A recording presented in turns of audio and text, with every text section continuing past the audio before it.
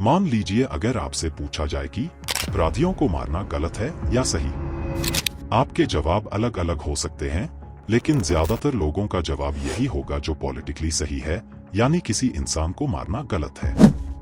यही सही जवाब भी है, क्योंकि इंसान हमेशा अपनी सार्वजनिक छवि बनाने की कोशिश करता है। लेकिन जहां आप गुमनाम रह सकते हो, वहां यानी इंटरनेट, लोगों के अंदर छुपे राक्षस इंटरनेट के जरिए बाहर आना शुरू होते हैं।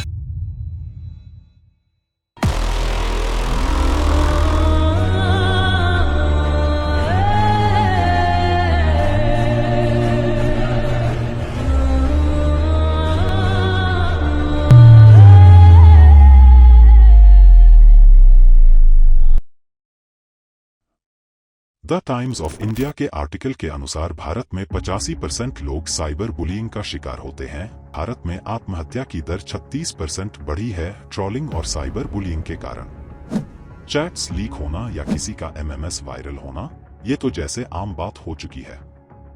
टेलीग्राम पर तो ऐसे इतने सारे चैनल्स बने हुए हैं जो वायरल एमएमएस यहां तक कि सीपी जैसे वीडियो भी बेचते हैं, और आप इन चैनल्स के फॉलोअर्स देख सकते हैं।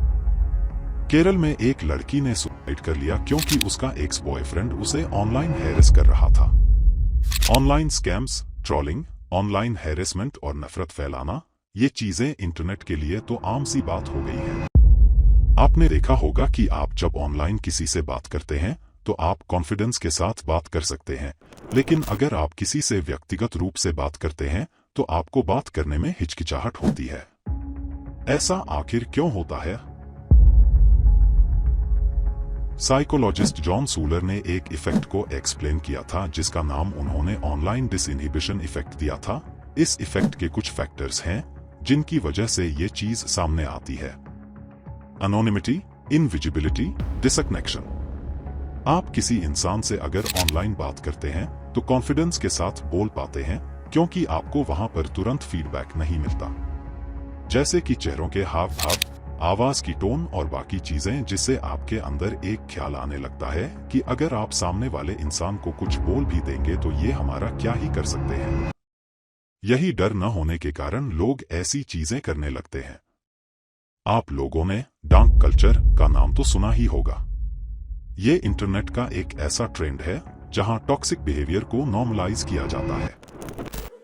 क्योंकि कोई गारंटी नहीं है बच्चा बचेगा इंजेक्शन के बाद ना यार, मर भी सकता है। सोचो क्या लॉस होगा मर गया इंजेक्शन के बाद।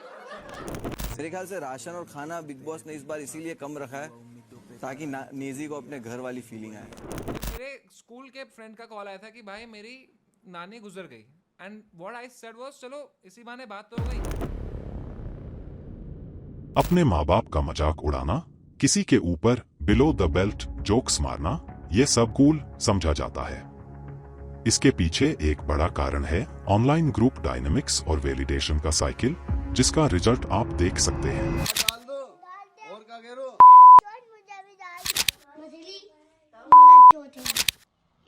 Is you the student? Are you the student of JPS?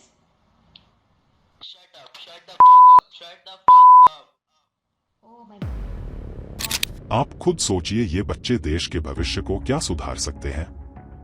Instagram में टॉक्सिक कमेंट्स या टॉक्सिक डीएम्स, फेसबुक में हीटेड आर्ग्यूमेंट्स या ट्रोलिंग, टेलीग्राम में अवैध ग्रुप्स जैसे टॉक्सिक जगह ऑनलाइन नेगेटिविटी को फ्यूल देने का काम करती है।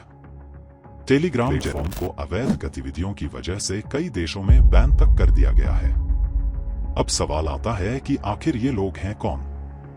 ये वो लोग होते हैं जो लाइफ में वैलिडेशन ना मिलने के कारण फ्रस्ट्रेशन, एंगर जैसे इश्यूज में फंसे रहते हैं।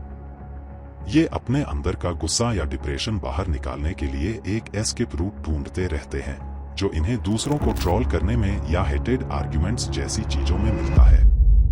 इन लोगों को लगता है कि ये सब हरकतें करने से इन्हें सोशल वैलिडेशन मिल जाएगी, जो काफी हद तक मिलने भी लगी है।